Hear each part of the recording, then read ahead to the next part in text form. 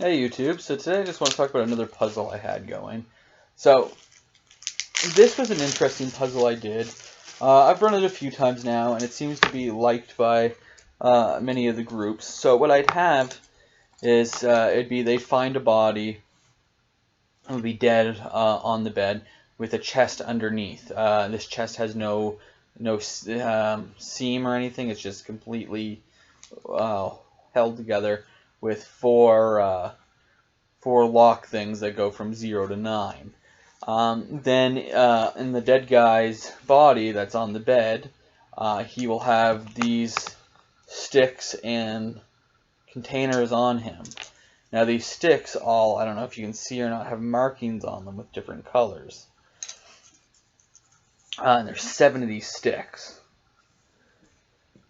Now, there's also these bottles. 2 of them I'll fill up with one with sugar, one with salt, and they'll both be 3/4 full. So they could switch them around and see in them. This final one's going to have a note with the actual, basically the solution in it. But this will be filled with pepper to the top, and with this not being seen. So they will think that's the same as the others. Because the other ones will tip and they'll see there's not really anything in it. This one they won't, so they'll actually have to open and dump the pepper out to find it.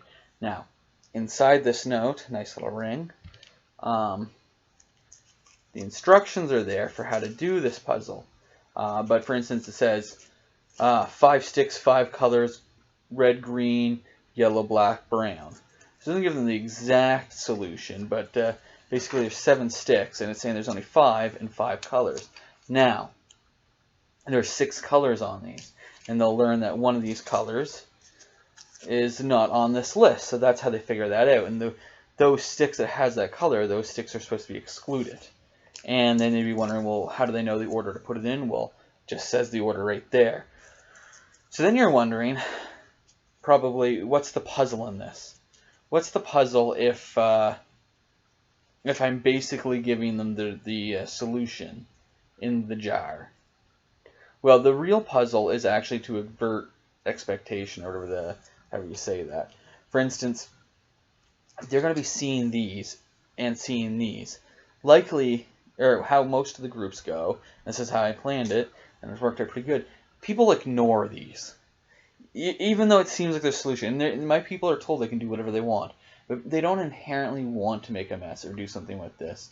Even at my house, like when it's my place, they don't want to dump the contents out because they think it's an irreversible act, right? They think once they dump it out, well, they'll never be able to get it back in the same way. What happens if it matters that the amount's in here, or something like that, right? Like they think to some degree that might matter. So doing something that once you alter it in a way that can't be put back, they think that's an issue.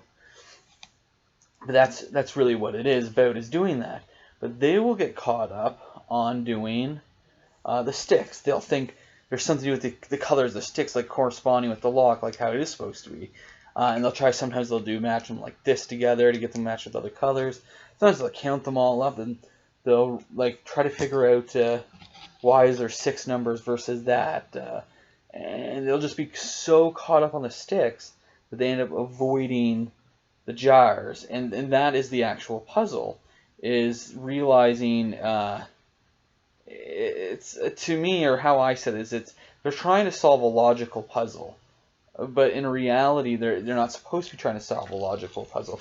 They're supposed to be solving like a real life problem. Like, people think often when you have a puzzle before them, the answer might not be clear, but there's a certain pattern, a certain way you go about things. You don't do things that aren't reversible. You follow the pattern that maybe is already laid out, instead of looking for new patterns. So the obvious solution's in here, but they're too busy trying to figure this out. And that's actually always been the case for this. And it's worked out pretty good. I've been pretty impressed with that puzzle. So far, it's gone good. I had so far, the longest group to try to solve it was they tried to solve it over a couple sessions. And another guy, he tried to do it by himself. Took him about 6 hours, maybe 6.5 hours. And I've also had one fella did by himself that did it in under 10. I had other groups that did it. Generally, it seems most people are getting it done before the end of a session, but it varies. So, yeah. I guess that's my little thing about that puzzle. Hopefully that wasn't confusing or sounded terrible, because, I sound terrible, and I don't articulate well. Have a good one, guys.